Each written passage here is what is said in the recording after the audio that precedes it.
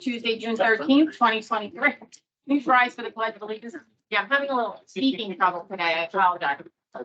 I pledge allegiance to the flag of the United States and to the republic for which it stands, one nation under God, indivisible, with liberty and justice for all. We're going to start the meeting by handing out a few certificates to some wonderful students who participated in the Empire Games a few weeks ago. So, Ms. Harris, would you like to read the? So just, if you want to take a picture of your child as we pull them up, feel free. Just if you could applause at the very end. We do have quite a few students here. It just makes it a little easier for us to give everybody their certificate. They are And medals. and medals, sorry. Wonderful day. So on Friday, June 2nd, we had over 42 students, grades 1st through 12th participate in the Nassau County Empire Games.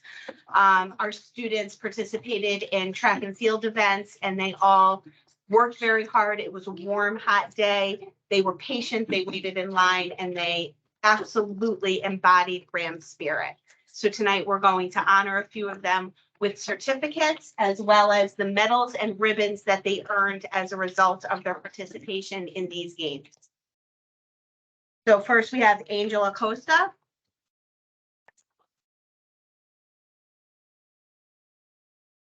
Anthony Alfonso.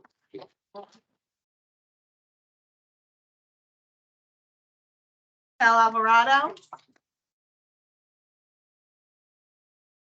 Alvarez.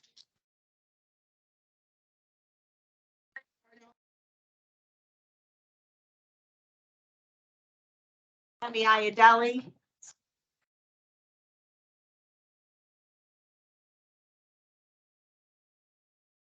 Georgia. Theo. Elijah Casillos. There's an older one and a younger one. Nyla Cortez. Christian Cruz Moreno. Alex Escobar.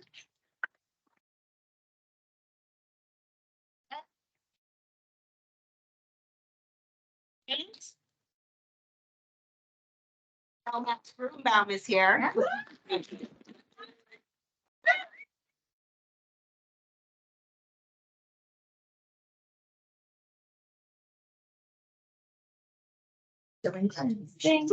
you. Oh, there we go. That way. Stand right here. Okay.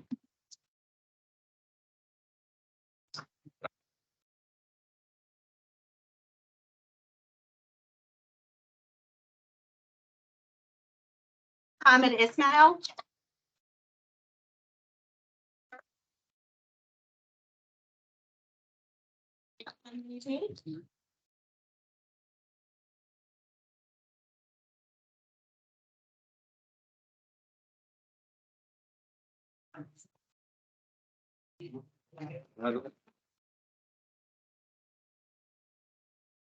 Mikhail Linares.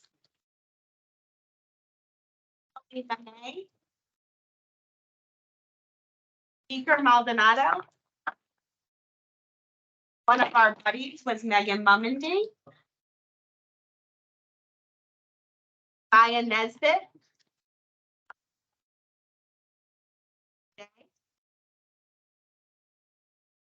Dina Perlman.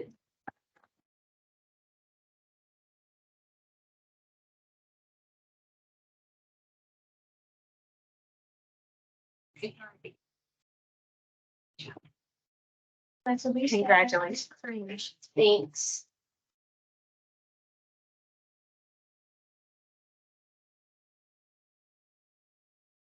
Isabel Pacras. Pete Johnson. Elizabeth Rodriguez. Kimberly Rodriguez Marino.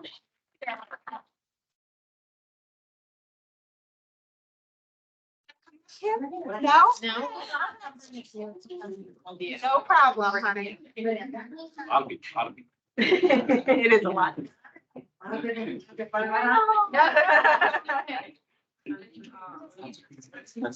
Thank you.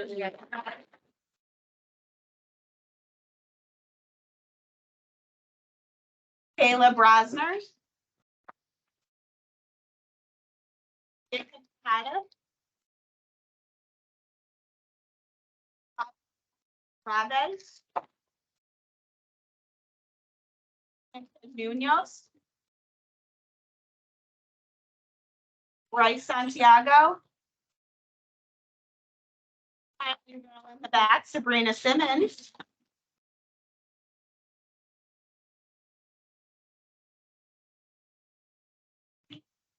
Congratulations.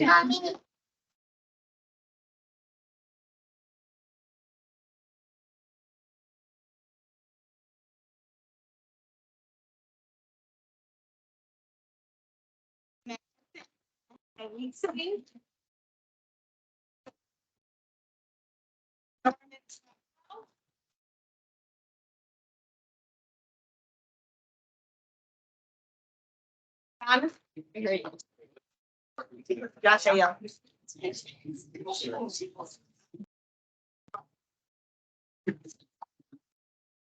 Congratulations.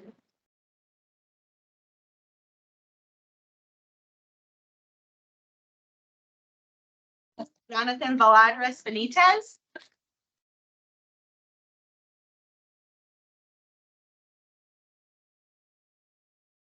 And Al. Really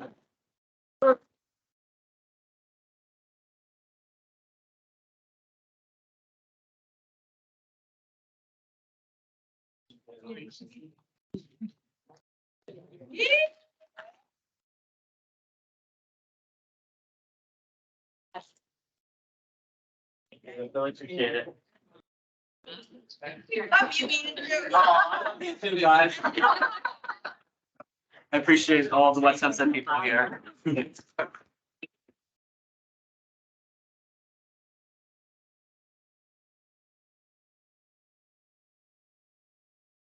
those of you who are here with your students who just received a certificate, thank you very much. And we know that they probably have homework to do. If you'd like to take leave and take them home, we understand. We'll give you a few minutes to file out. Otherwise, we're going to start the rest of the meeting.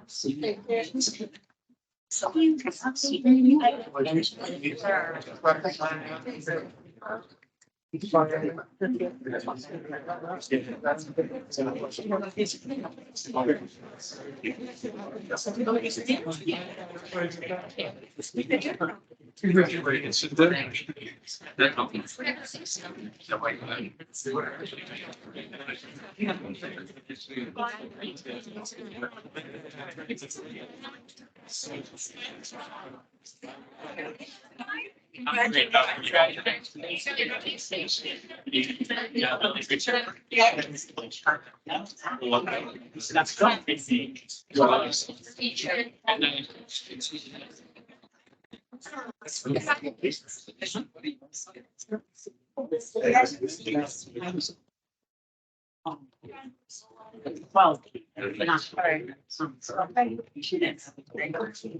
Thanks for really quick. It's up here. She wants to dance. He's over there.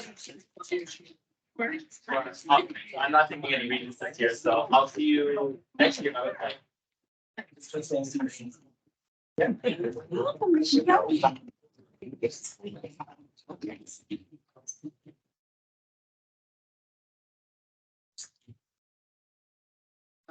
Sorry, we're gonna try to get back into the actions here as soon as I can get my desk set up.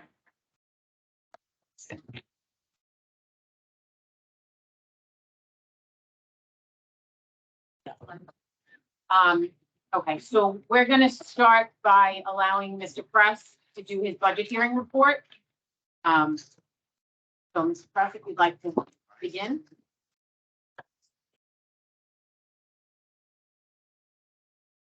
Yeah. Use the microphone. Yeah. One mic. No,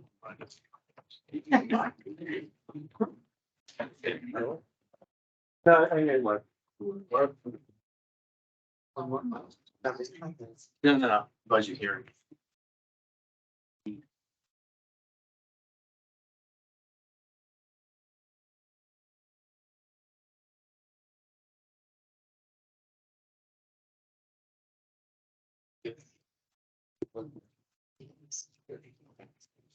Good evening, everyone. Can everyone hear me? Yeah. But okay, good, excellent. I'll try to speak loudly anyway. We are here for the third and final of our budget presentations for the budget revote on June 20th. Today is the budget hearing.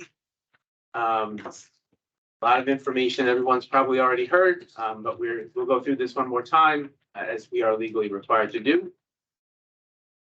So our proposed budget for the June 23 votes is $74.1 million. It's an increased budget to budget of just under $3 million, 4.2%. Supported by a 1.99% tax levy increase, which is below the district's tax cap. This would mark the 12th year in a row, the entire existence of the tax cap that the district has presented a budget with a tax levy at or below the cap.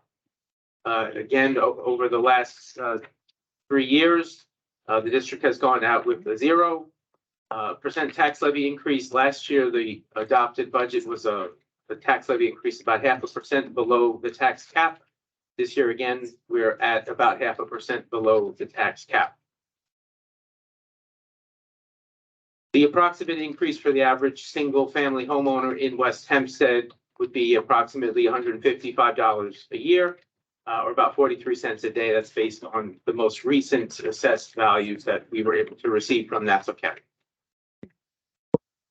The law requires that we present the budget in 3 parts. So we've done that here, the administrative, program, and capital component of the budget. Administrative, does that mean administration? Just to be clear, it's the cost of administering the district, and that is the smallest percentage of the budget. Program component, that's the educational portion of the budget. That's the largest percentage of the budget, as we would expect it to be. We're just under 78% of the budget. And then finally, the capital component at about 13%. For those, this is a little small on the screen, like a graphic. This is just the little pie chart with the 3-part budget. If the budget does not pass on June 20th, the district is required to adopt a contingency budget. That would mean a 0% increase in the tax levy or a reduction of about $960,000 in the tax levy from what was proposed, just to be clear.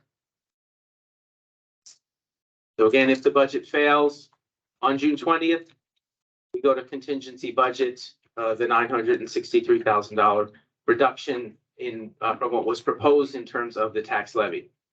The law requires that non-contingent budget items be removed from the budget. That's essentially new equipment and hardware, but that would come out of what was proposed in the budget.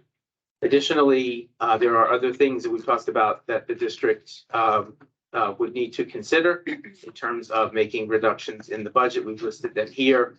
We've talked about them before. These are the items that are not required by the state.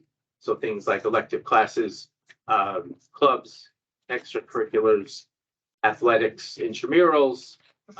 We look at transportation. We look at everything. Everything's kind of on the table at that point. Again, if the budget fails, a reduction of $963,000. Again, approximately $155 for the average single-family homeowner in West Hempstead, 43 cents a day.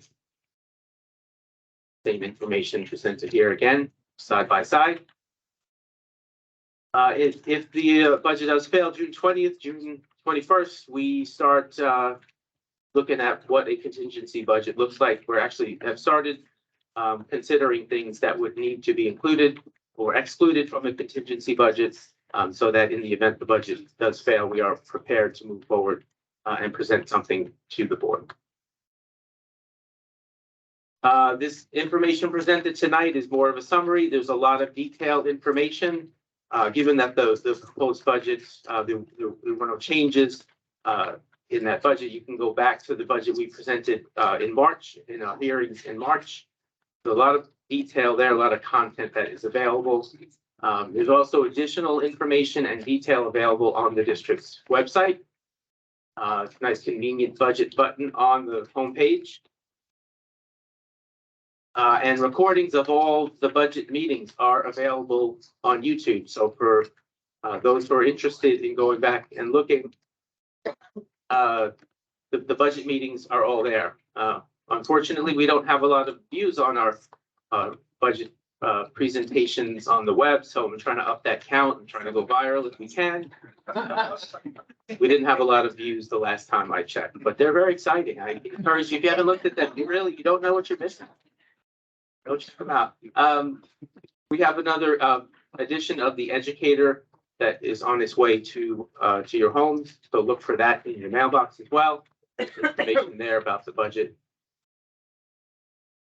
And if you are not registered to vote, Ms. Bryant is here. She's very excited to speak to anyone who is not yet registered to vote. The deadline is only 3 days away if you want to vote in the June 20th election. If you're in West Hempstead, if you recently moved to West Hempstead, if you have friends, neighbors, relatives that recently moved to West Hempstead, there's still time for them to vote. Go ask them if they are registered, if they voted, and they can come see Ms. Bryant in the district office. Give her a call, 390-3107.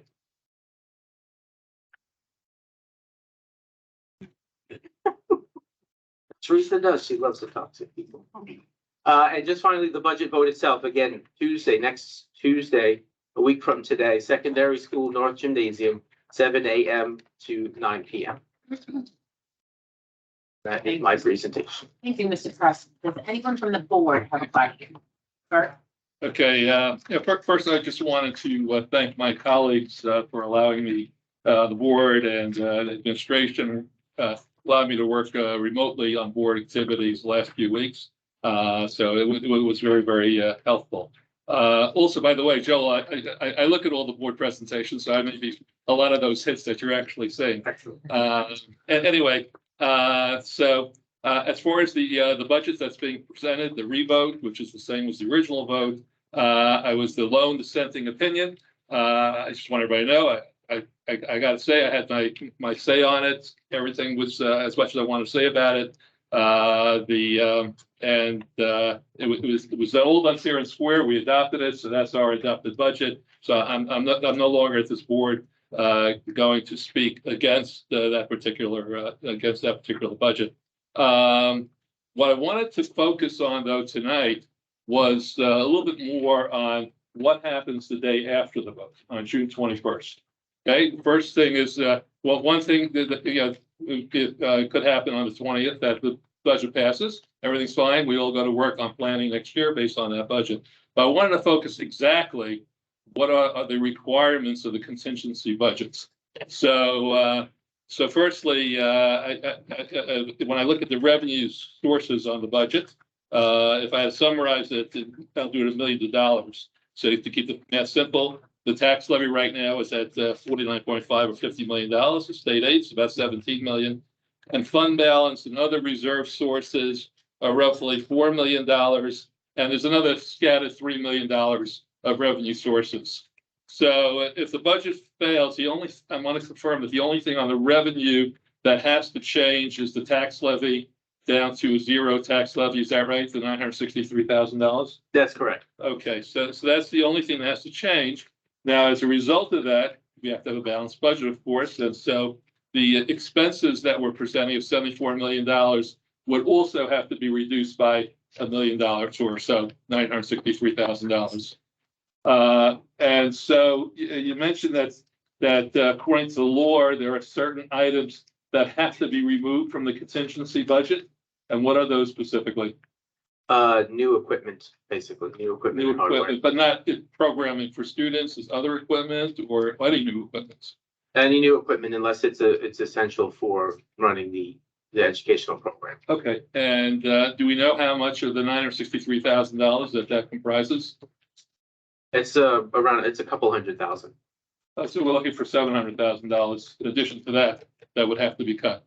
Okay, so we've you know, and I know I'm going on and on, but I'm going to get to the point shortly.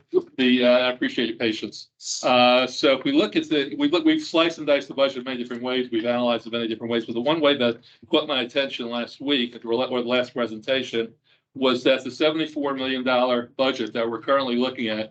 If we want another way to look at it is because of the conservative way that we budget. Last week it came up that we budget in such a way that we expect 96% of the budget to actually be spent, and 4% is sort of kind of like a cushion, which is smart budgeting, and we even have the auditors the quote saying that's very smart way to budget.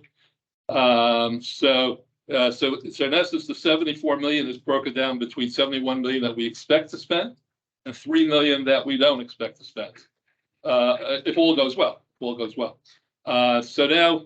I don't think anybody on this board wants to see, as a result of this, any child harmed as a result of the contingency budget or any services withdrawn from any child, the district, outside the district. So if we're looking for $700,000, wouldn't one simple, and I don't know if this is a violation of the contingency rules, wouldn't one possibly, and we've seen all kinds of things that need to be considered, which, you know, it's like a horror show, all the different things that would need to be considered. But wouldn't one way to go about it is to take the $700,000 off of the 3 million that we don't expect to be spent? And as a result, everything that's currently planned could go on. I can't say we could do this every year, but for this year, that might work. And what is wrong with that approach? Or is it a viable option? Of just reducing what you're doing if we're reducing the budget in that way, we're relying more on reserves and fund balance. But in the scenario that I laid out, the reserve and fund balance usage in the revenue components would need to change. What was it, $4 million or so that we were planning to use of, yeah, right, $4 million that we're planning on taking from reserves and unassigned balances. So it would be the same under that scenario if you took it from the monies that you weren't going to spend. Well, I think the assumption there, Yeah, and reducing the expenditures by the 700,000 or reducing the overall budget. I mean, essentially that's what we're talking, right? but on the portion that we don't think is going to be spent. Okay, what portion is that? Well, because we said we only plan to spend 96% of the total. No, I understand, but you're saying, right, we budget in a certain way. You're saying essentially, if I'm understanding you correctly, you're reducing on the expenditure side, right, to offset the reduction of the tax levy. Right, so But instead the of side that the amount that we weren't planning to spend anyway. well, there's not an amount that we're not planning to spend. I think that's the What does the misconception. 96% mean? Yeah, the 96% rule in our budget. There's not a 96% rule. It's we happen to spend 96%. We build in contingencies. Right. I'm not in favor of removing those contingencies. I don't think that's a healthy thing to do, because what happens then if we overspend this year, we're probably going to spend more than 96% because we have costs that have gone up unexpectedly. So I'm not in favor of. Okay. Well, we're not budgeting violating that any rules if we did that. No. And if it became an issue of minimally changing our conservative, healthy budgeting versus harming children, what would we do? I think you potentially harm children by reducing the contingency. What happens in that event where we do overspend the 96% and we don't have the contingency there to cover costs that may come in? Right. So out of the 3 million, you would have 2 billion left of contingency instead of 3 million of contingency. You still have contingency. Correct, but when we budget with contingencies that are reasonable that may occur. I'm not in favor of budgeting so tightly that we could be in a position that we we overspend the budget. I know here Right. in the past, they've spent 99% or almost 100% of the budget. If that happens, then we tap more into the reserves and fund balance, and that's a problem. Can I ask a question? To go off of Mr. Blast, he's assuming that we're only planning to spend 96. That's his assumption. But there's no hard fast rule saying that we're only spending 96. We could have to spend 97, 98, 99, or 100. So his assumption is kind of like a rocky boat, right? Because there's no real foundation under that 96 number, just so I'm clear. Is that right? Yeah, I mean, we It's on don't, the chart. I mean, it's on the chart and then we quoted the order saying that that's a good way. So you can predict the future is it's what I'm not asking. it's not that they say it's a good way to budget. It's a reasonable amount. When we spoke to the auditors, that's sort of in the range of what's reasonable. We could spend, and the district has, not in my tenure here, but they've spent 98, 99% of the budget. In that case, you're tapping into reserves and fund balance, and the district in the past has depleted reserves and fund balance, my understanding. So That's it. Thank you. Thank you, Jenny. Bars. Yeah, and may I, just to comment, because I appreciate what you're saying, Bert, and also Andrea as well. If I understand what we're saying here is that, look, we budget at 100%. We spend average what we have at 96. With that 4%, when we are audited, we are being told that is good budgeting practice. That is not an excessive amount of under budget, but that is fair within budget practice, that is a reasonable sum. But to say that we could just pull that 4% out, that's not built in as contingency with that we're not expecting to spend. We're expecting to spend that money, but historically we come in a little bit under at 96%. And in some instances, as you pointed out, 96, 7, 98, 99. Is that accurate? Is that what we're saying? I mean, we don't go into budgeting saying, let's add a 4% cushion. We don't do Yeah, that. we're not adding a 4% No, contingency. we don't go in and say, let's budget at 96%, like to Right. spend 96%. We happen to have been there the last couple of years, but again, it's not a universal. Again, the district has spent more than that in the past, so. You also gotta remember, we're projecting the future. We don't know what's gonna happen in the future, and that's our cushion. Well, it's not. Well, yeah, but you're ready on day That's not one. inaccurate. You're ready on day one to reduce spending for certain students, so you have to make an That's- assumption. Right. Right, Okay. right.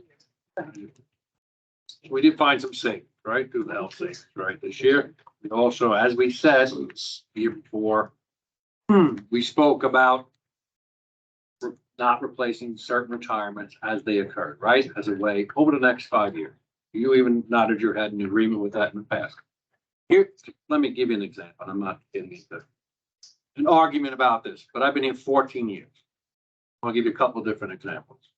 Not the principal of the kindergarten center, someone else was, but on August 29th, we had to hire a teacher because we had an influx of students during August, at which point the highest number I've seen in Chestnut Street, 161 students. Okay, that's $100,000 on to $120,000. Got to have that built in, right? Regardless of what anybody thinks. Where are we gonna, everyone, what was the GoFundMe chocolate sale thing? $100,000. It's not gonna happen, right? It's not common sense. So we are taking a prudent approach. I do appreciate that. Every year I've been here, we've seen an influx of students coming. Some are E and L, some are special ed, right? Some are gen ed, but we always see this influx come in. It always ends up adding a class size. So we'll have some leave, right? People say declining enrollment, and that is true to an extent. No one's arguing that. True to Long Island, true to New York State. I'm not debating that. So some kids in middle school will leave too. They will go to private school, right? They'll stay through 8th grade in our sense, secondary school, and in 9th grade, they'll attend a different school. But then we always get this influx back. And right now, today, the Chestnut numbers are stable to the point where if we add any more, which I know are coming, I have to come to the board and say, we're at the point where I cannot have 25 kindergartners in a class. That's not a good idea academically. You could debate it all you want, everyone at the table, we can have that discussion, that's fine. But we all know, and there's plenty of teachers in this room, both current and retired, who would agree with me that they know best practice is there should be 18 kids in kindergarten, there should be 18 kids in first. Different for high school, and I've never argued that should be 30 in an AP class. Those are the things we kind of look at. We just have to keep in mind those things as well as we move forward throughout the summer. There's valid points on both sides. I'm not going to say there's not. We should always be fiscally prudent. But I think the number 96, and then I'll just summarize this, is a number that been used in the past years because that's what we've been spending. I've been here when we had 99%. That's no good. But it wouldn't be good either if we only spent 75%, half the budget. That'd be terrible matter, right? So when people are saying we're not fiscally responsible, the 7 of you and the 3 of us, that's disrespectful. It's disrespectful because that's not fiscally irresponsible. And so I think we all have to keep a perspective on what that number means and what the bigger number means. And listen, I don't think anybody in this room can fully conceptualize the number $74 million. Nobody. It's almost impossible to truly understand, right? But you know, and this is not enough. You have to pay salaries. People have to get paid. They might love what they do. And if you were at the tenure tea tonight, you would have saw a bunch of people who love what they do, right? They also have to pay their bills. They have to put money away for retirement, just like everybody else does. Listen, I was here, and I'll stop after this. The ceiling fell down, literally in the high school. The ceiling fell down. John Home was like, "We got to get everybody out of the auditorium." Yeah, we had to fix the ceiling. Things happen, and that's all I can say. The wall falls off, The walls the falling. wall falls down, the gym ceiling. So I want everyone just to remember that it's not like this is what happens every single year. It might be 97, might be 95. Keep that as a perspective. Thank you. Lorraine, did you bring out McDonald's? You did. Yes. Oh, I smell like McDonald's French fries. It's not for me, we came from soccer. Having fruit. Sorry. I didn't eat dinner. So much for being discriminated. Rain is free. Does anybody else from the board have a question in regard to what Joel just presented? Okay, so I'm gonna, and I hate to do this only because we have 2 periods coming up in the regular meeting, that's 20 minutes. So I'm gonna give about 10 minutes now for any questions in regard to what Joel just presented. You will have time during the regular meeting to do that as well. So we're gonna give a 2-minute window here for this portion, just so that we can stay within 10 minutes for you guys. Want to go on? Ms. Lou, just quick question. First of all, anybody in the virtual audience and or in the room, please make sure that you identify yourself. You need to be identified in order for us to respond to you. So please make sure you identify yourself when you're called upon, Ms. Lewis. Lisa Lewis. If we were to use the reserves as Bless proposed and it decreases, can that negatively affect taxes for the following years? Meaning we can have an exponentially increase in taxes more than what we've seen this year of only $150 something. So we have budgeted for the use of reserves in the budget. In some of those areas, we can't increase the budgeted use of reserves. In some areas, maybe we could. But in doing that, we create a problem in the subsequent years if we take too much out of the reserves. So we did last year in 21-22, we did not add to reserves. We ran a deficit. We're projecting a deficit this year. We're not going to add to reserves. If we take more out of the reserves this year and there's nothing left, for example, one of the suggestions was take all of the money out of the TRS reserve to pay for teachers' retirement system expenses, leaving nothing in that reserve.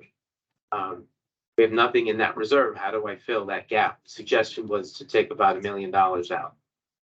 I can't refill $1 million in that reserve. So now where do I make up that difference going into the next year? Right. And then you'll increase taxes and then you'll advise everyone to vote it no again. And we'll be in the same boat year after year, taken away from reserves, taken away programs, taken away equipment. So well, what could happen in that situation is then we tap into, well, we either have to reduce expenses Right. significantly or tap into fund balance, which at this point is not advisable. We're already below the 4%.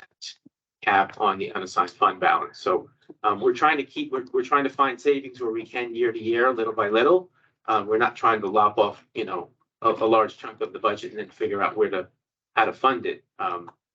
If we don't have the reserves and we really can't find ways to cut, the other option is piercing the tax cap. But when we come in under the cap, we're passing at 53%. We would need 60% to pass a budget with a tax levy that exceeded the cap. And I don't see that happening. Right. Ms. Johnson? Mr. Press, what would happen if we unexpectedly spend 99% or more of the budget? And what happens if we then run out of money and an expense comes up? If we deplete the reserves? And then I have another question. If we, The question. I asked what would happen if we spent 99% or more, which we have done in the past? And what happens if we run out of money, if we dip into the reserves and then no money and something happens? Where does it come from? so if we were to go to 99%, if we spent 99% of the budget, sorry, Mike doesn't stretch. I understand. We would be tapping into fund balance. And what if there's And no then- deplete? Right, so then in the subsequent year, again, we appropriate fund balance every year. If there's no fund balance to appropriate, or there's not enough fund balance to appropriate, then we're depleting, we're dipping into that 4%, that sort of safety net, the rainy day Right, and if fund. we continue to operate in a Well, deficit, what happens? yeah, if Something that's- happens, like the something pulls down again. Right, then it gets very complicated. Yeah. Mrs. Kilty?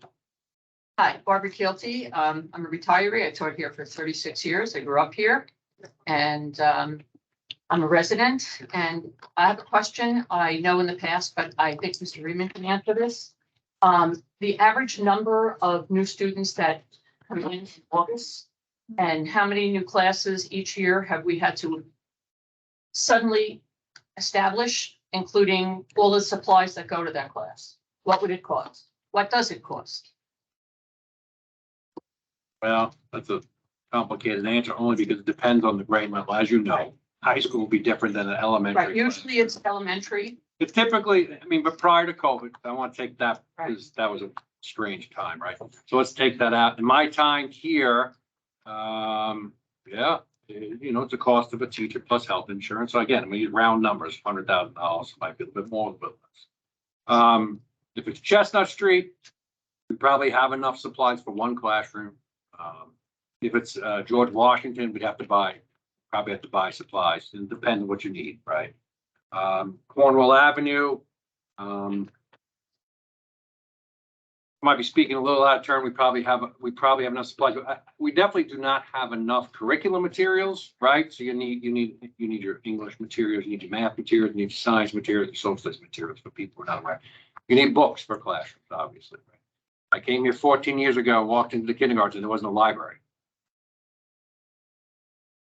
Still makes me twitch.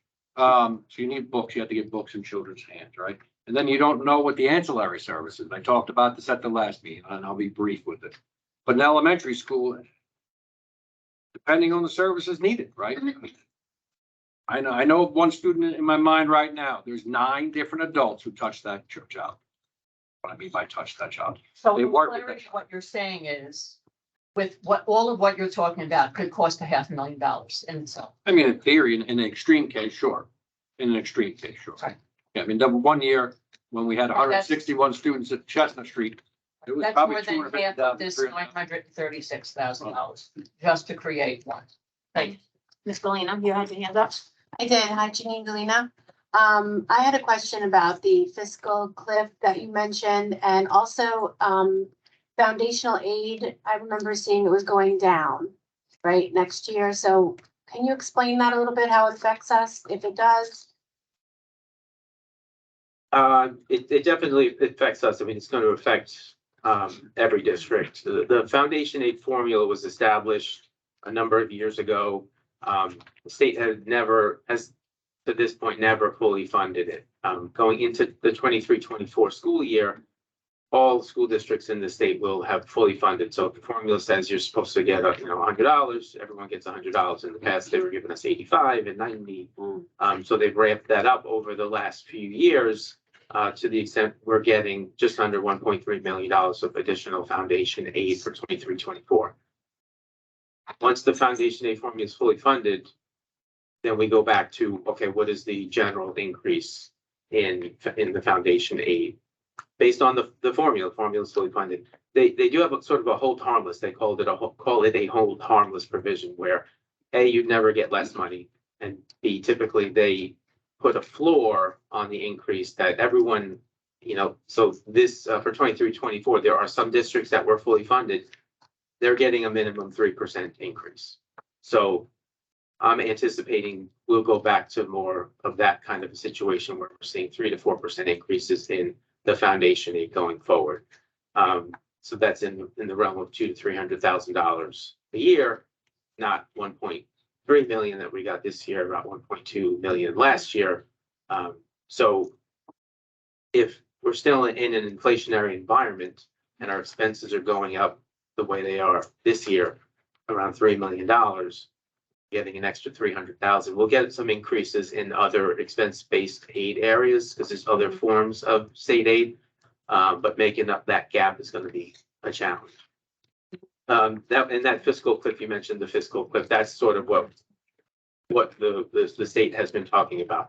All of these increases that we've been seeing going away, and the federal aid that everyone's been getting, that the states have been getting, that's all done. One of the sources of foundation of stimulus, the federal stimulus, expires in September, and then the last bit of it expires the following September. Thank you. We have time for one more question. So, sir, could you just identify yourself? Sure. Ari Lamel, West Hempstead resident. Question for Mr. President. We've had some correspondence via email, and I appreciate your quick feedback and responses. Just wanted to clarify, because obviously easier in person than via email, with regard to the revenue side of things. With the interest income that we've seen, not too large compared with cash reserves. So if you can explain, in the inflationary environment that you just discussed, we should expect to get, even at a risk-free investment policy, which would include T-bills or whatever the case is that's allowed under the policy, to maybe increase that interest income. So maybe you could discuss any potential regulatory restrictions that would prevent us from boosting that side of things. The only, what we can put in safely into these funds, and we have done that. We haven't moved all of the funds in, but we've moved a sizable amount into an investment vehicle that is one of the vehicles that we are allowed to invest in. Where we keep most of our funds now, and we're looking at increasing that amount that we're putting in those investment vehicles, despite the current questionability of some of the banks. I think the stuff that we invest in is safe. It's government bonds. It's solid investments, and it's more than 100% collateralized, so it's all protected. We have been looking into ways of increasing the yield. The funds that we have in JP Morgan, that's our bank, we are getting a sizable interest. We are earning sizable interest on that. The issue becomes we don't pay fees on our banking, and our banking is substantial, but we don't pay fees as long as we keep amounts in that bank above a certain amount. And so that's why we keep some of the funds in there. We need to be liquid enough to cover expenses. We also want to be above that. They call it the PEG. Maybe you're familiar with that. Yeah. Okay. And with regard to liquidity, short-term T-bills would be considered high-quality liquid assets according to any government agency. So is there anything preventing moving more funds into that vehicle to gain, the 5+% that they're currently offering? Well, what's available to us is, at least from the investment, the organizations that we are a part of, that we've talked to, it's not necessarily in that range. It's close, but we're not getting those rates that you see in the paper. That I, as an individual, can go and take my money and get a 5% rate at a local bank. We're getting good interest on that, and we are looking to move more money into that. It's looking more long-term. I don't expect the interest rates to stay that high. Sure. So it's a short-term solution to a longer-term problem that we have I have a longer-term concern about revenue from, tax levy, from state aid and things like that. Well, we're gonna we'll see significant increases on our interest this year and probably into the next year. Once those rates start going down, we're not going to, we're gonna go back to what we've seen in the past. So, but we are looking into ways of moving more money into those other vehicles to generate more interest income. But it's in the scheme of the amount of revenue that we need. It's not, that's not going to really bridge the gap. Sorry, one quick follow-up on that. With regard to the restricted and unrestricted cash balances, are there any different requirements with regard to the investment vehicles for those, or to cover the same thing? It's just a general, the school districts are not allowed to invest in, there are restrictions on what we can invest in, and it's generally government securities, state securities. Legal transactions. Yeah, right, yep. Okay, thank you. Well, can I just follow up Okay, on that no, really? Janine, I have to move forward and then we'll come back and you can speak to, in the second portion. Okay, so I need a motion to move dockets. Foundation. Oh, I'm sorry, I forgot that you have another. Joel's just Sorry. about foundation aid now. Yes, it's a short one. It's quick. So we're required by the state, because we received an increase, a sizable increase in foundation aid, we're required to present that to the community. If the community has any input, we will take that input. This is just on the increase in the foundation aid, not the overall foundation aid. So the increase in the foundation aid, they say the purpose and intent are these things up on the screen, but the formula, so fully funding the formula is something they were required to do, but they state that the increases were for these purposes. So to address student performance and need.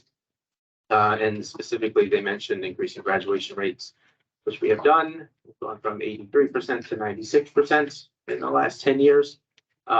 Eliminating achievement gaps and support for students socially, emotionally, and just English language learners, students with disabilities, and homeless students. So for us here, the additional foundation aid, we're using that in part to support retention of teachers, as we talked about here on the screen, E&L teachers, special ed teachers, mental health support staff, and academic intervention service providers. And additionally, the additional foundation aid will support these programs that we use to help support students in areas such as math and other subjects covered. Some of these programs address more areas than just math and English. So we're supporting most of the expense will support the retention of staff, but some of that support, a much smaller percentage, will support some of these academic programs. And that's really it. Thought it was quick. If anyone has questions, I'd be happy to answer them. Does the board have any, does the board have any questions? Sorry. Okay, so we're gonna move forward and because in about 5 minutes, we're gonna be at fortune for another 20 minutes of questions. So I'm just gonna move forward and allow the questions after the fact. So I need a motion to move docket 2-371 to 2-375. That move second. Any questions? All in favor? Aye. Aye. Any opposed? Motion passes. Report of committees. We have no Board of Education report. I can't even tell who's in the room anymore. PTSA, Ms. Johnson, do you have a report? We're still looking for a secretary to join our board. If anyone's interested, please contact us. Got it. A lot of secondary school parents in the room. Hit them all. Please get involved. I heard Vinny needs something to wear. Oh. Jenny to Bell. I should see inviting Vinny.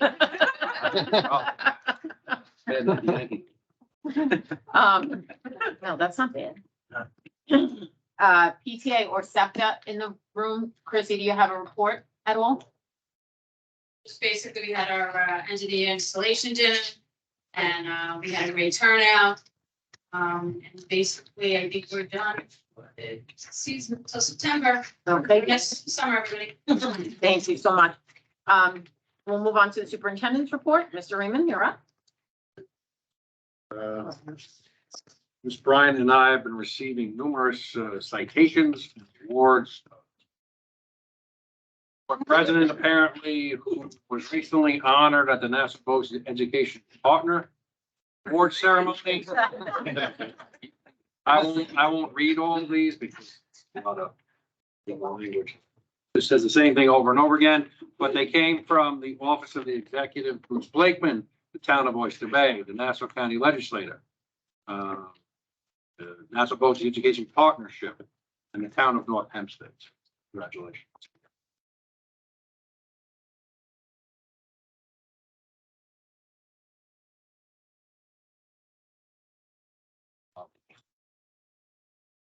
As we approach the end of another school year, it's important to take a moment to reflect on the journey we have all embarked upon together.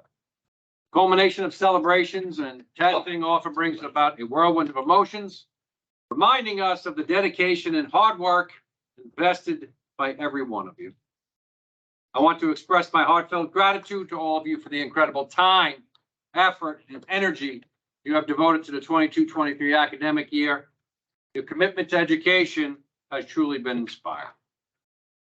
As we eagerly await the results of our budget revote, in case you were not aware, scheduled for Tuesday, June 20th, 7 a.m. to 9 p.m. at the Secondary School North Gymnasium. Let's remain optimistic for the future. We can continue to advance our academic initiatives through our collective support and involvement. I want to point out that a select number of our adults in our I want to point out that a select number of adults in our community continue to make false allegations. If you are questioning the numbers, whether financial or otherwise, please make an appointment with Central Office. We are an open book, literally and figuratively. I know that makes people nervous because we are truthful and transparent. Once again, the doors to our district are always open for open and honest conversation. I'm delighted to share that we have successfully completed our first full year of preschool, and the results have been incredibly promising.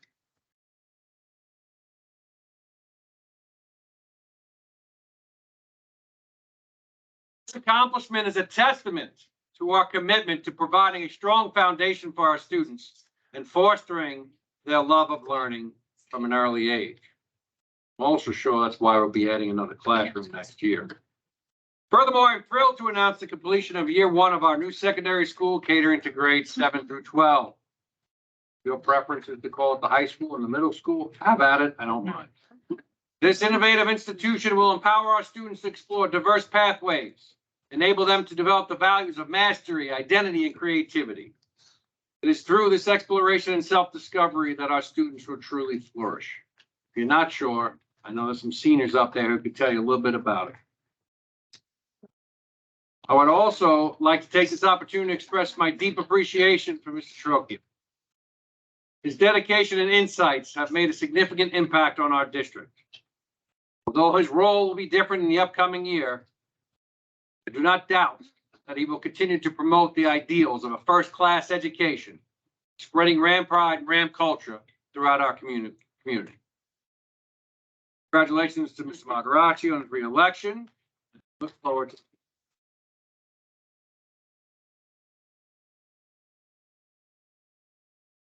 Finally, as we enter the summer break, I urge everyone to prioritize rest and joy. While the classrooms may be quiet, we'll run a ton of summer programs. I don't really know how quiet they're going to be. Let us remember that learning is not confined to the walls of a school. By the way, just for the record, most of those summer programs are run through a grant. Read, write, think, listen, and speak critically daily. But learning is a lifelong pursuit. It's not what happens in the classroom on a day-to-day basis. Take care of yourself. Right? To prioritize your well-being and stay safe throughout the summer. Again, thank you for your unwavering dedication to our students and your children in the West Hempstead Union Free School District and the community at large.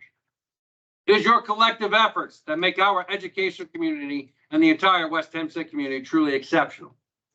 Please have a wonderful summer filled with moments of rejuvenation and return refreshed and inspired to continue shaping the lives of our students.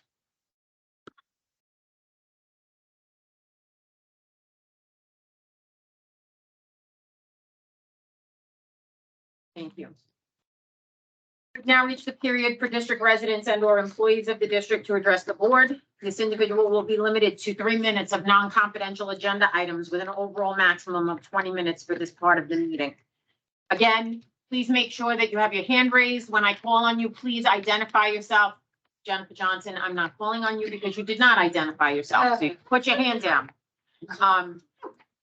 Sign. Where's that gavel? Again, please just keep your hand up and we will get to you as quickly as I can.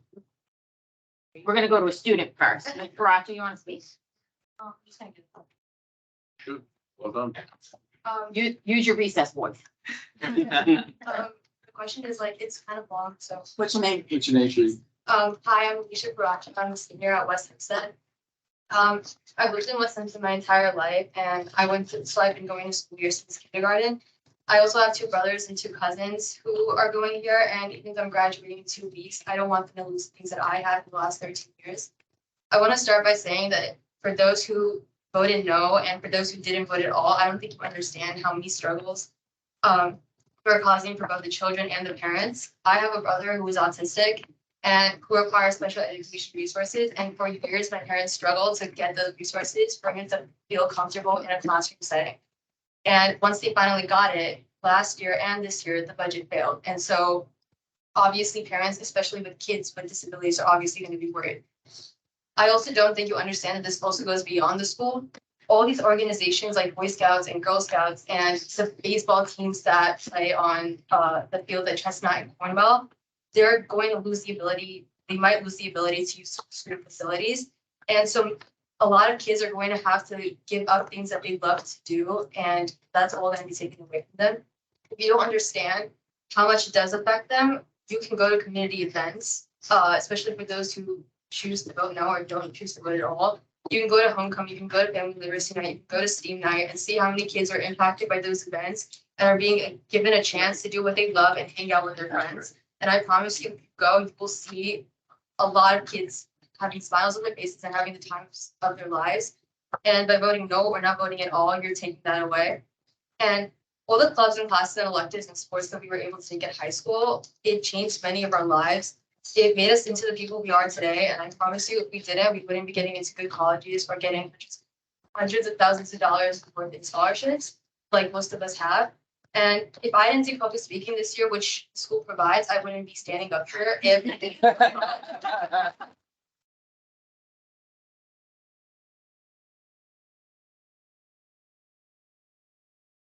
didn't give the money to me to if the school didn't pay for me to attend some leadership foundation that I did in sophomore year, I would not even care enough to actually attend this meeting.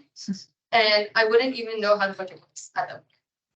But all of these things add up and they make us who we are and guide us into the people we want to be. And now as a senior, we had the opportunity to take a college class for economics, where we were taught how to become financially responsible, and we were taught hundreds of ways on how to become financially responsible and save money. And I promise you, voting no was not one of them.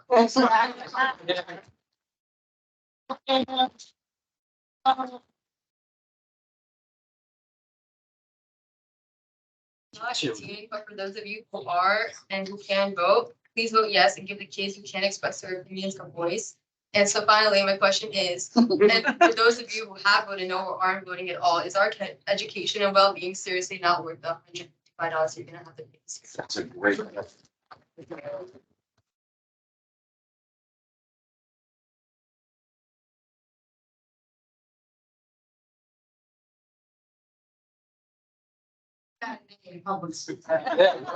Great Of job. course she did.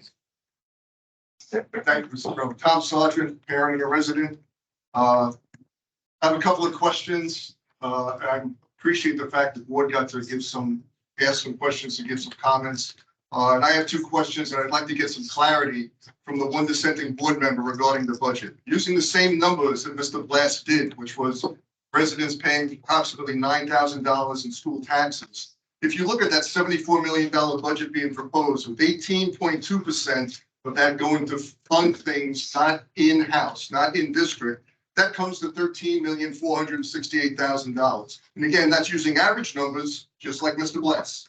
Now, if you divide that number by the roughly 1,400 school-age kids not attending the public schools, that comes to $9,620 per student. So basically, someone who opts to send their child to a school other than the public school, on average, and again, that's all we have to go on, receives a benefit per child higher than what they pay in school taxes each year. So my first question to Mr. Blass is, why is this information not a part of your in-person or online discussions? My second question, again, using Mr. Blass's words of people needing relief from the average $155 increase, it's been left out of the discussion that parents of graduating seniors reap a benefit that far exceeds that $155, since many of our graduates, when they get into the spring semester of their first college year, they will be sophomores because of the 17 AP classes they get to take here and the college level classes they get to take here because of the collaboration this district does with some of the colleges in the area. We have current seniors who will be saving college semesters worth of tuition, and that comes into the thousands of dollars. You want relief, there it is. You want relief, consider sending your kids to the public school where you will not have to pay tuition. Hey.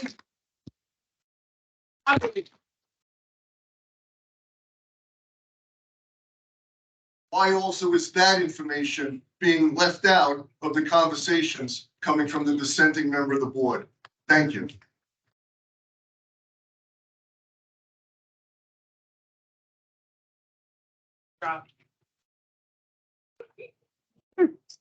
No answer? I'm gonna go with, well, that's not how it works. Oh. So we don't debate back and forth at the table. Answer.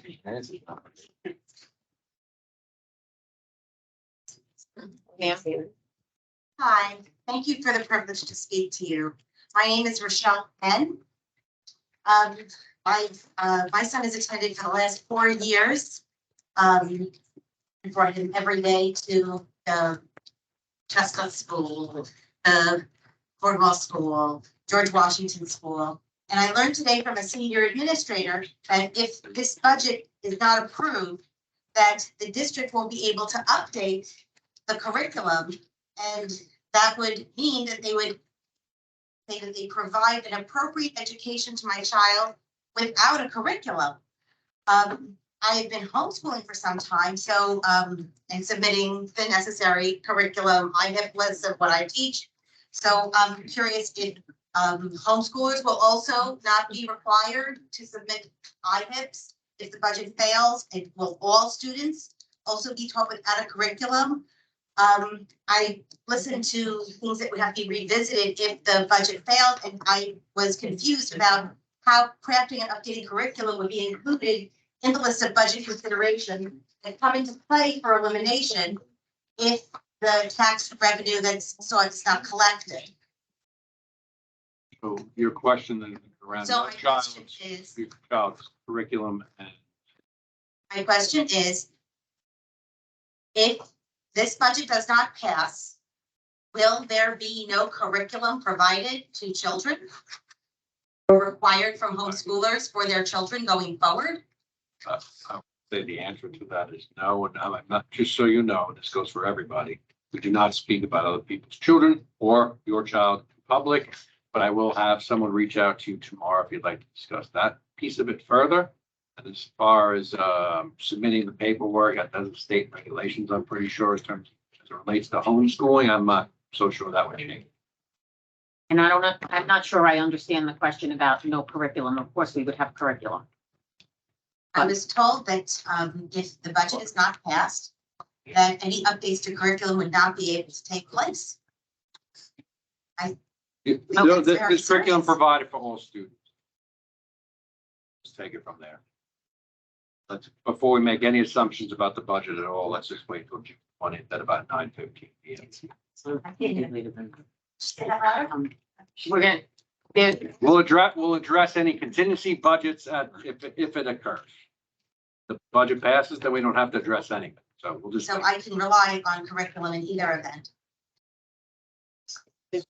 There's always going to be a curriculum. I think you're asking a deeper question, which I'm not aware of. And I'm not going to talk about your child in public. So again, I will have someone from PPS or myself reach out to you tomorrow. Okay? guilty. Hi, this has nothing to do with the budget. Isn't pleasant of air? Kind of. Okay, so, I represent almost 7,000 retirees in NICET, both being a council president, and we became aware that many districts offer a form that is sent to retirees of any level that lists next of kin or an emergency number. Our district does not have it. And how I found that out is in January, we had 3 who passed away. I did not even know they passed away. And the mailings from the district, because all retirees pay a percentage of their insurance and retirement, the letters came back to the district. I actually had to look up their obituaries to find out the next of kin and gave it to the district.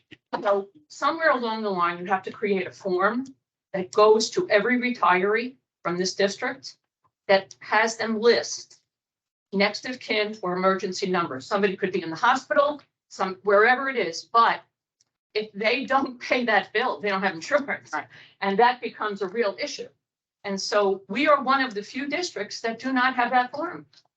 I represent 21 locals here on South Shore of Long Island. And I did hold them to ask them. I'm not gonna speak for what happens when, the only time I ever spoke about retiree benefits was when Kathy It's a Giralamo was form. still here, so I'm not gonna speak to it, so what I will do is have a conversation with Teresa and with Joel, and we will find out about if there is some kind of information, and if there isn't, we will make sure that it gets here. Oh, I was like, what? Do we have any other questions in the audience at this time before I move on? There is another period for district residents to speak at the end. Okay. And I'm looking to move docket from. Yeah. I need a motion to move docket 2-376. So move. Second. Any questions? All in favor? Aye. Aye. Motion passes. Mr. Raymond? She here. She's here. Dr. Minicozy, you. Yes, sir. Somewhere, where are you? Right here. Please stand up. Please stand up. Everyone, this is our new principal of Chestnut Street, Dr.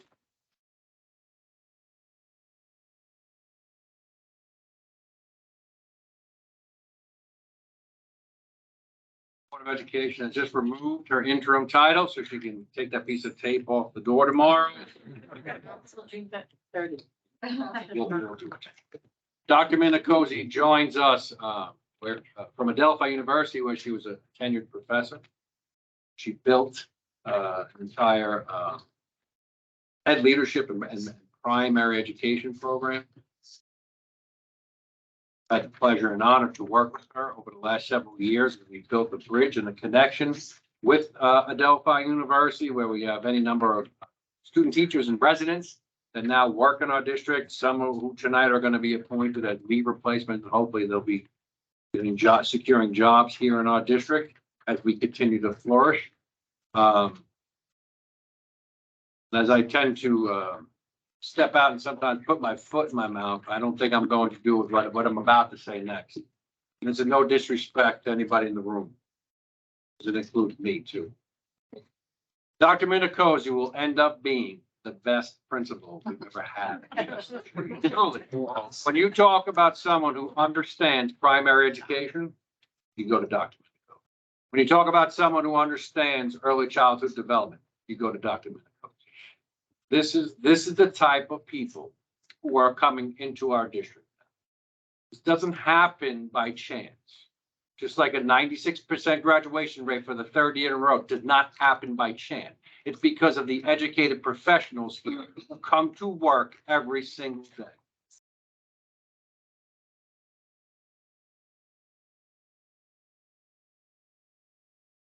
Oh, my friend, I have to find something else to pick on you about, but congratulations. Yeah.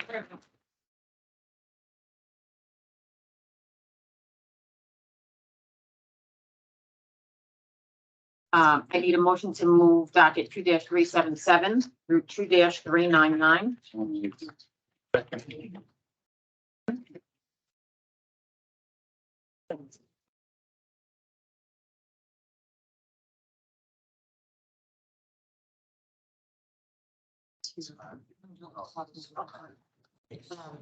Sorry, who moved that? Any questions on those dockets? All in favor? Any opposed? Motion passes. Pass. And motion to move docket 2-400 through 2-412. Second. Any questions? All in favor? Aye. Any opposed? Motion passes. And it's motion to move docket 2-413. I have a question about that document. Okay, we need to motion it so that we can talk about it. Yeah, motion to talk about the document. Oh. So in Joel's presentation, one of the bullet points was if the budget fails again, it would eliminate the use of out or district facilities by outside groups. In this docket, there are groups that are supposed to use the facilities after the budget vote. So I think we should table those requests that are taking place after the budget vote. So anything Sounds reasonable. after the 20th. Okay. No, anything after the 30th. It would Oh, be 30th. beginning the July 1st date. Gotcha. So- So then motion to amend docket. Okay, so motion to amend anything that's on here after June 30th. Reserve decision. And we will put that on the docket for the July meeting. Is that, point of order, is that an automatic that we're gonna cut that? Well, it's Or is that under consideration like the other? It's five? automatic that it could be a possibility. So for us to approve it now, when we have a meeting July 5th, we can just approve it on the, Okay. fair so enough. it's just a smart move to hold them. Fair enough. They'd have to pay for use of the fields. Right, but that's something we would consider. It's not. Right, they would have to pay, It's but not they have to locked in. be, we can't pass it without them knowing they'd have to pay. It would be an No, appropriate. you're right. I just on this particular docket. Yeah. So, one's not a given. They'd have to pay. That they would have to pay. Yeah. There's no Um, have to there. Everything's being he's- No, no, no, no, no. considered under consideration. No, they would have to pay. Based on the regulations by the state, they would have to pay. Okay, that If was there's my a question. cost involved and custodians involved, they would have to. If that's the rule, that's the rule. Okay. But this is the school district with us, right? So That's already. but this is- That's on an outside, okay. So not including though, relieving camp convention on there, that's a school district run event. So the August 14, 15, 16. Yes. So I need a motion to move as amended. Second. Any question? All in favor? Aye. Aye. Aye. Any opposed? Motion passes. I need a motion to move docket 2-414 through 2-417. So moved. Second. Any question? All in favor? Aye. Aye. Any opposed? Motion passes. I need a motion to move docket. I need a motion to move docket 2-418 and 2-419.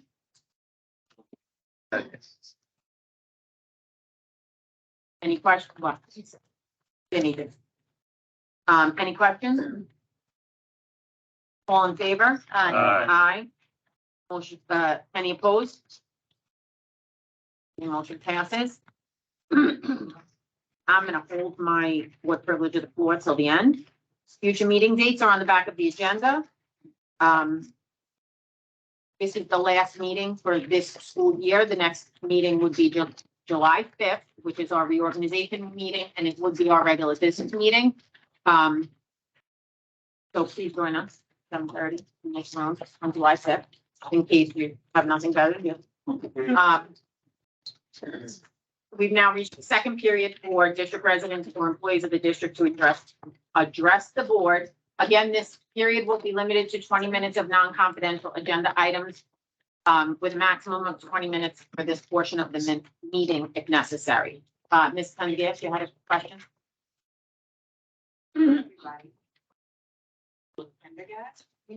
Use your mom voice. My name is Natalie Henderson.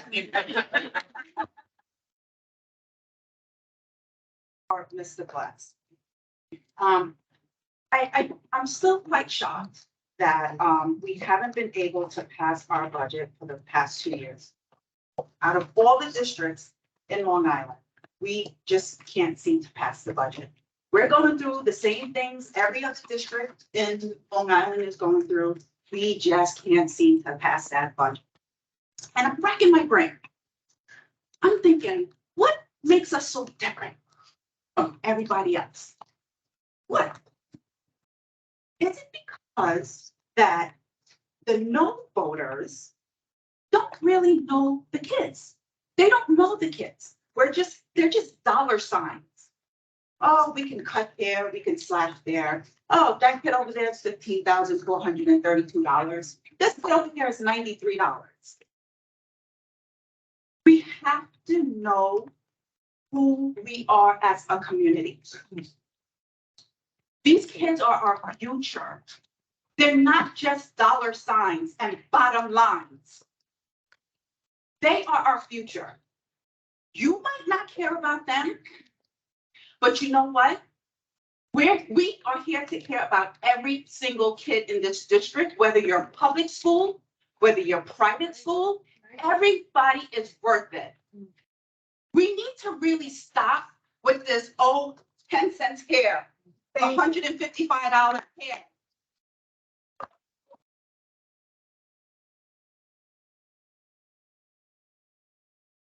People are stressed out, can't sleep at night because they think that this is going to affect their kids' futures. Come on, we can do better. We must do better. That's it, people.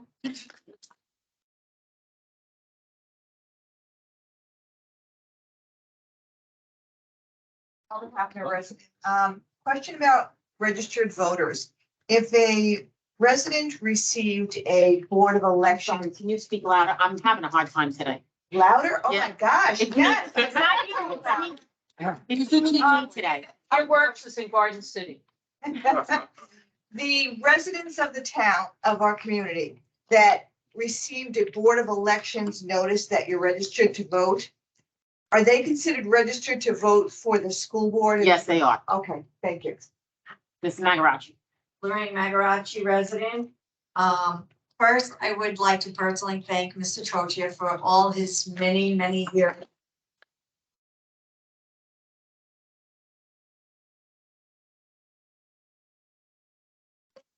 Support to all of the children in and out of the classroom, on and off the fields. And a lot of people don't realize how much time you do put in, but I do. With that said, with the sports, so if we don't pass our budget, we now have to pay to use the fields, which means we have to raise registrations to all of our organizations and the parents. So they would lose here. Now we have to say, okay, you just registered your child, now send us another check because now we have to pay. My question is, I want to know ethically, a sitting school board member who publicly votes yes for the budget, when the count is taken, then makes a YouTube video announcing the budget, asking people to vote it down. Then what I'm trying to understand and wrap my brain around is, I feel that people that watch it and feed into it, it's not ignorance, meaning they're dumb. Ignorance in public school rules and regulations are much different than private school. When I see somebody put up a GoFundMe page for a public school, which we all know legally cannot be done, proves to me that there are people in the public sector that are naive to some of the rules. So ethically, is that allowed as a sitting school board member to do that? Because I don't feel it should be. I agree.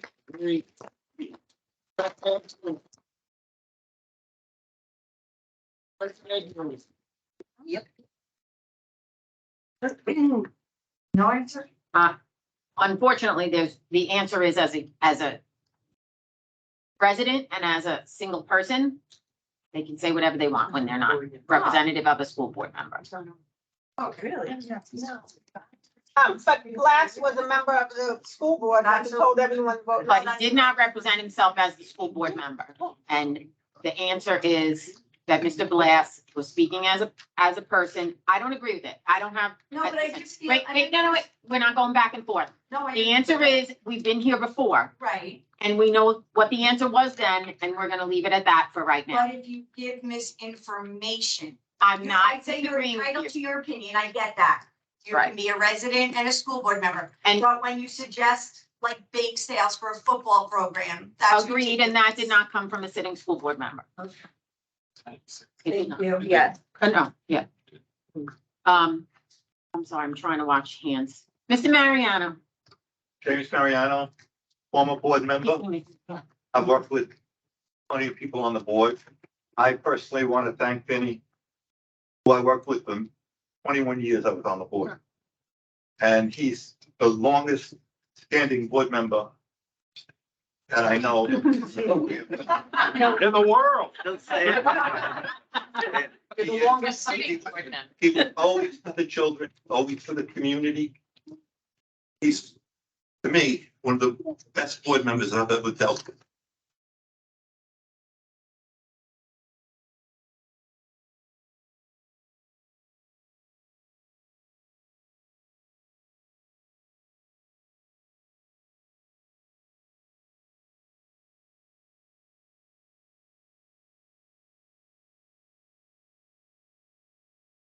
I'm sorry, I assumed somebody else. The years that I was on the board, we never had a contingency, once. We had a contingency, but Once. it only hurts the students, it only hurts the community. And I want everybody to know, go out, vote yes. But don't only go out and vote yes, go to your neighbor, talk to friends. If you're at a Stop and Shop, talk to people, tell them come out, it only hurts the kids.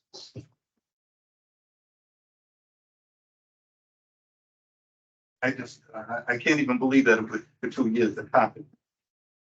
It's gotta, we have to support our school district. Thank you.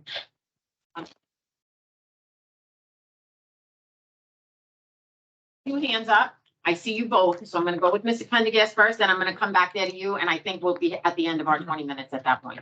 Hello, my name is Tim Pendergast. I'm a lifelong resident of West Hempstead, graduated from West Hempstead High School in 1991. I've been an active coach in the community for almost 20 years. I've touched the lives of many children. What's going on here, Mr. Blass, is disgusting. You coming up here talking about $155 and attacking our children when you don't show up to any function at the school is disgraceful. I didn't see you at the top 25 dinner. I didn't see you at any sports awards. I haven't seen you at anything. You don't even show up to the meetings. And then you want to come up here and talk about dollars and pennies and relief. How come you haven't mentioned transportation? You got 120 bus routes. I'm sure if we trim some of those, we might be able to find some of that money you're looking for. But you don't bring that up. Find it very convenient. You come here, you approve a budget, and then you have the audacity to tell the community not to vote for it? That's very two-faced, sir. It's disingenuous. You lose all credibility. You do not care about these children. You're sitting up here talking about money. You haven't talked about how you're improving the lives of our children. You haven't talked about one program you're bringing to the table. When they put up you're on your phone. You don't even care. How dare you, sir, sit up here as a publicly elected official and only represent one group of people? That's wrong. For that alone, you should be removed from this board. Listen, everybody in the room, I am organizing the community to vote yes. If you support the budget, if you want it to pass, reach out to me. I'll stand outside. We got signs. We got buttons. We're going to everybody. This is going to pass, sir. You can stop with your lies. You can stop with your nonsense. Start talking truth. Because you're finding out tonight that all your thoughts about contingency are wrong. And you're finding out that they're bad. Just like David Lazar with his GoFundMe. This is why you guys are doing it. You talked a whole bunch of nonsense. We called your bluff. Now it's time to step up. The budget has to pass. Contingency is bad. Tim, Start telling your friends that, okay, Mr. Blass? Tim. I'm sorry.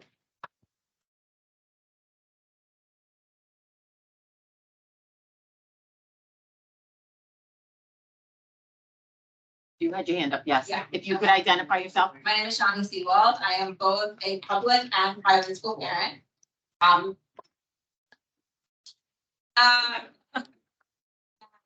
I would just like to say that these divisions within our community really bother me when it comes to this time. I would like to commend your comments that the no votes, but I would also like to point out that it feels like you think all the no votes are coming from the private school parents, and I don't think that's appropriate. Nobody ever. I know plenty of people who don't have or have never had kids in either sector who are no voters. And I'm sorry, I'm forgetting Felicia.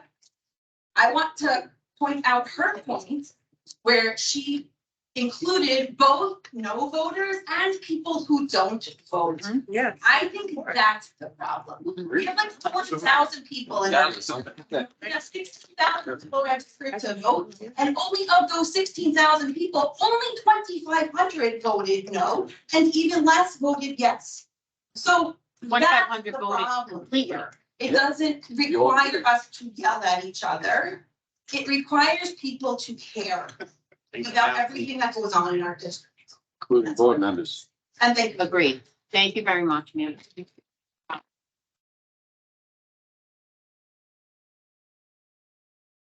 evening, everybody. My name is Chrissy Simmons. If you don't know, I am the co-president of Scepter. I am an alumni of West Hempstead School District. I've been in this school district for 49 years.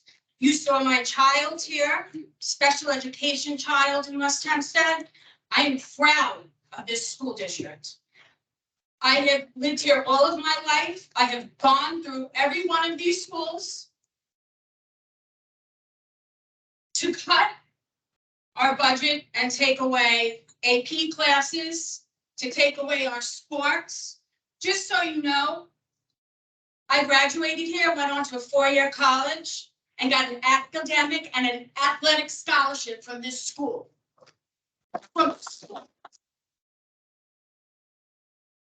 He say no and his budget goes down, there's no sports. So all of these kids in the future that are going to try and get a scholarship, not just academically, but sports-wise, it's done. I am a proud member of the school district. I'm raising my daughter here.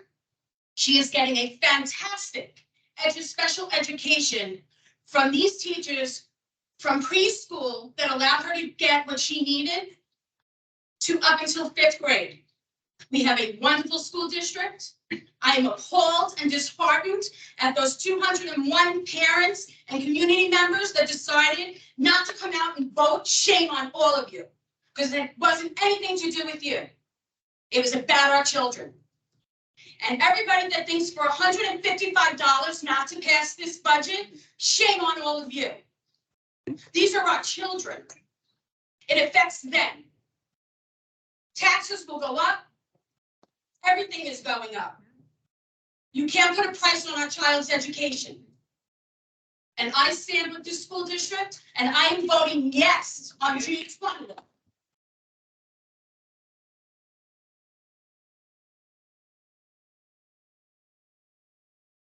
one more question, Pam.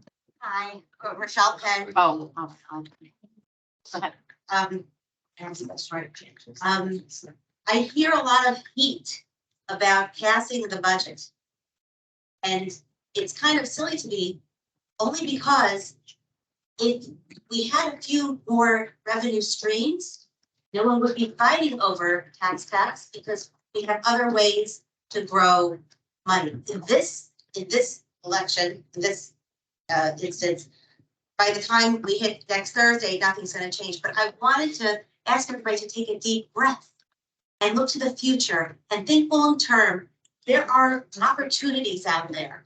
I have a few program ideas. I want to give just a summary of one that I want people to just think about. Even though this is on the front burner, let this be in the back burner of your minds. Tuition in some ways can be a revenue stream. We are under-enrolled in our special education programs, and it's like flying a plane with empty seats. There is a tremendous opportunity because the tuitions and small class ratios can yield high tuition numbers when other districts send their children to us. If we were to build a language and engagement program based on the PINE program curriculum, which values inclusion and inclusion programs in this multicultural district, and use curriculums and methods from Tigerman's and the language school is inaccessible to our students because they only take New York City students. We would be eligible for inclusion grants. Ma'am, That would. I just want to ask you if there's a question because you've reached your 2-minute limit and I don't want you to continue giving, I don't want to cut you off, but I have to.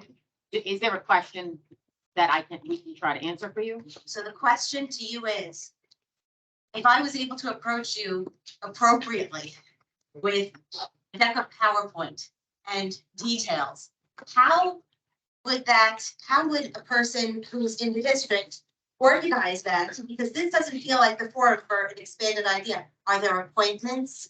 You can, at any point, you can speak with, because we're speaking of special education, obviously, you can make an appointment with Ms. Harris, wherever she is in the room. You can make an appointment with Ms. Riley, and any kind of curriculum information. And the goal of bringing this up is to be able to kind of diffuse a little bit of the tension. But you want to charge people to come to our school. Really? We do. Stop, I'm not asking that, and I'm telling you to stop. Lorraine, I'm gonna answer her question. So, ma'am, Mrs. Ma'am, Penn, Mrs. Penn, I'm gonna answer your question. We do, in fact, invite other districts to send their children here for special education. That's what she's speaking about. And they do have to pay for those services to come here. So that is a fact. I mean, we can't obviously make them come here, but in fact, we do. Those other school districts pay our district to have those children come here and be a part of our special education Right, services. so When we we could propose an expanded So- program at a different time because. Yeah, so I would tell you to make an appointment with Miss Riley and Miss Harris. just to clarify, so everyone's on the same page before they leave the room with regards to that, the other school districts pay the tuition and First, we gotta ban the budget. well.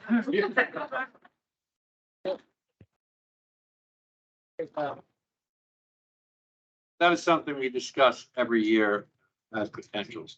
Say the classrooms are under enrolled, that's not accurate.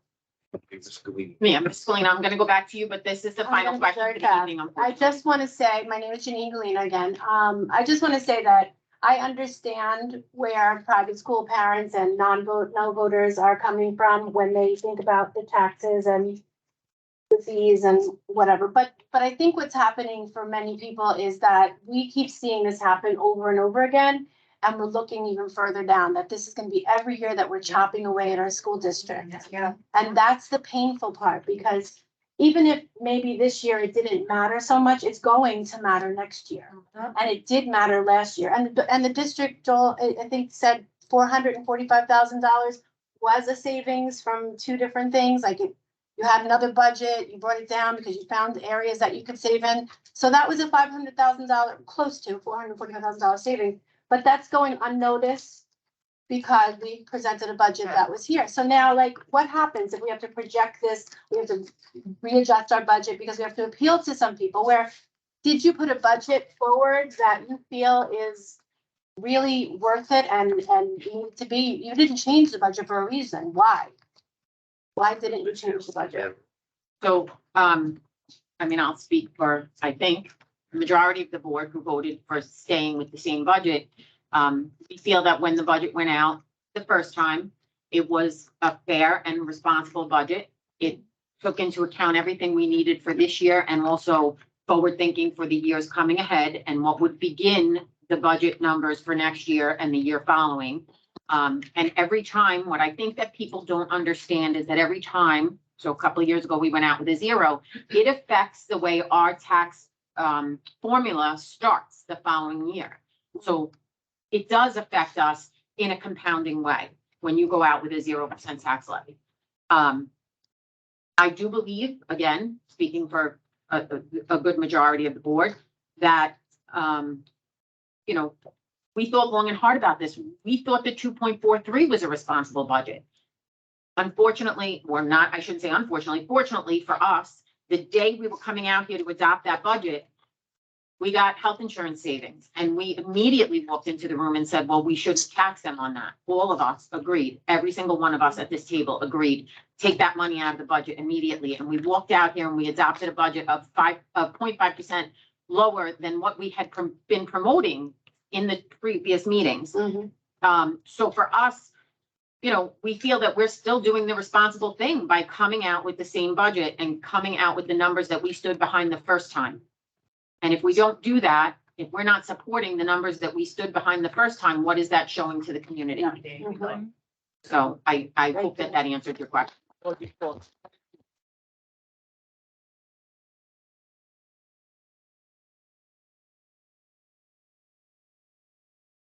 Say. No, no, nothing.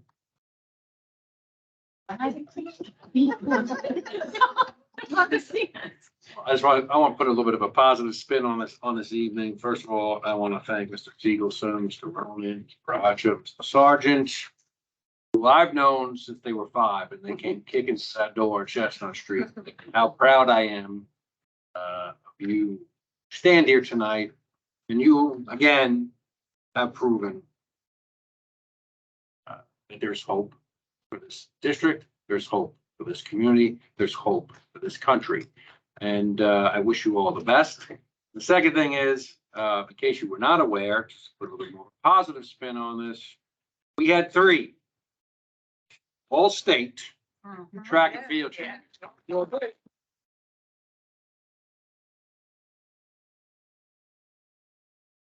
Jarrell, another one, you know, find people who walk through the doors of Chestnut Street. I mean, he spent a little more time in the hallways than they did, but that 6th all state in the long jump, and he was all state number 1 in the triple jump. And then, you know, you probably heard of these 2, maybe, I don't know, because Aaron always tells me I talk about them too much, but there's nothing I can do about it. They just keep doing incredible things. Victoria and Gloria Guerriere, twins who joined the crew up there. Probably going to get the order wrong. I think it was Victoria who was first in the 400, not just first in the state, the entire state. That's public school, private school, the city. She was the best. Amazing. 400.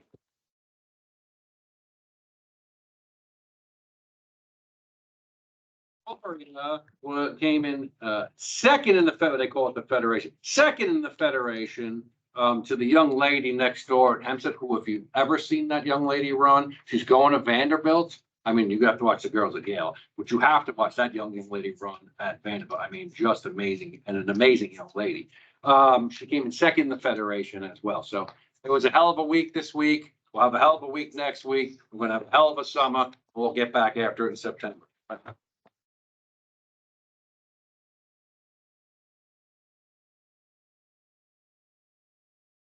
So I just want to take a minute to thank everybody for coming out tonight. This is what this room should look like every month. Amen. You know, I know it's hard to get to meetings. I know it's difficult to sit through. Sometimes they're not a little exciting. I don't have clowns dancing around in front of us. Well, you actually do. Well,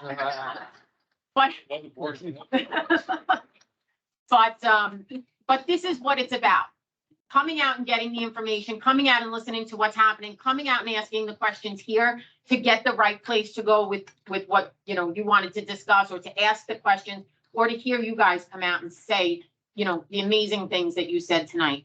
I agree with everything she said, the no votes and then those who didn't show up. You know, I've sat around, it's been the second year in a row. Actually, it's been quite a few years in a row where we've had, you know, a few controversial elections, but the last 2 years we've, you know, our budget has failed. And all I hear about is the no votes, the no votes, the no votes. It's not the no votes. We need to make it clear. It's not the no votes that failed the budget. It's the people who didn't think enough to come out and vote. It's the people that didn't think they had to vote. It's the people that didn't know they could vote. I mean, this is democracy at its finest. From the students who are first voting to the people that have lived in this town for 50 years or even longer. Those are the people, I'm just saying, there's some of us that have lived here longer. No names. Some of us, me too. Some of us. We need to come out and vote. But beyond coming out and voting and taking care of the budget issues, we need to go back to being a community. Because honestly, exactly what was said in this room tonight by Ms. Pendergast, by everybody back here, it really becomes disheartening at this time of year. We can walk into a supermarket any other day of the year and we're fine. Everybody says hello. Everybody is polite. You can talk to whoever you want to.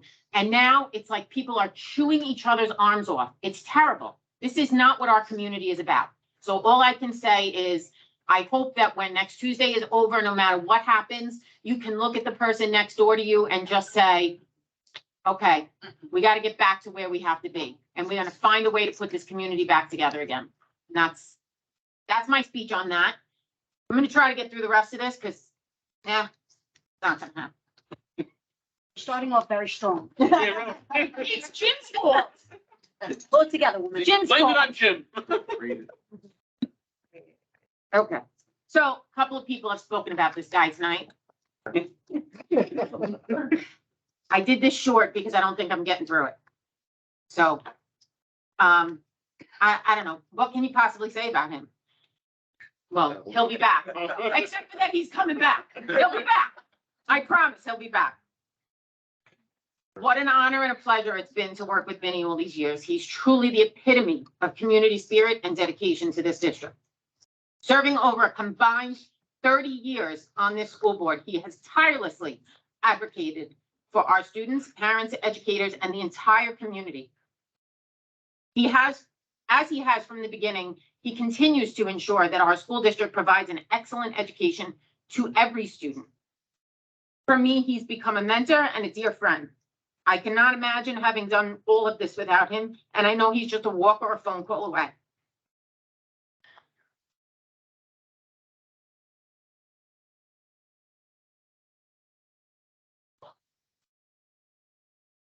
Yep, I got it.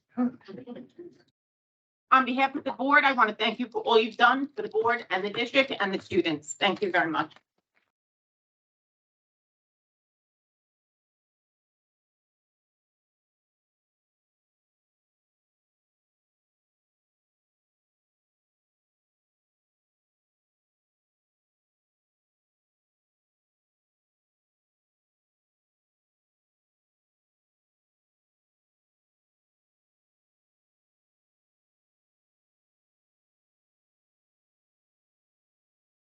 This one I'll be okay with, I think.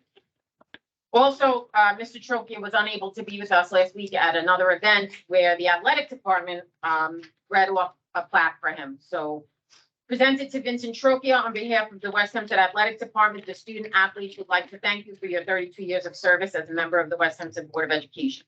And underneath it, it says education is the most powerful weapon which you can use to change the world. Quote by Nelson Mandela.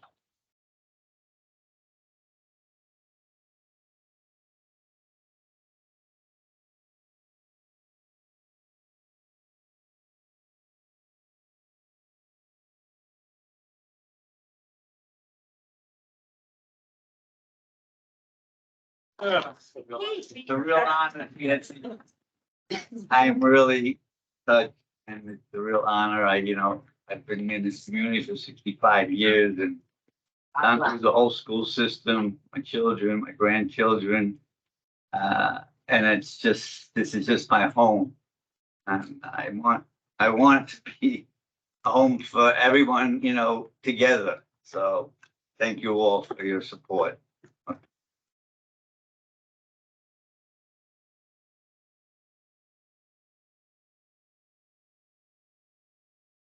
So with that, again, thank everybody for being here. We hope to see you all next week at the polls.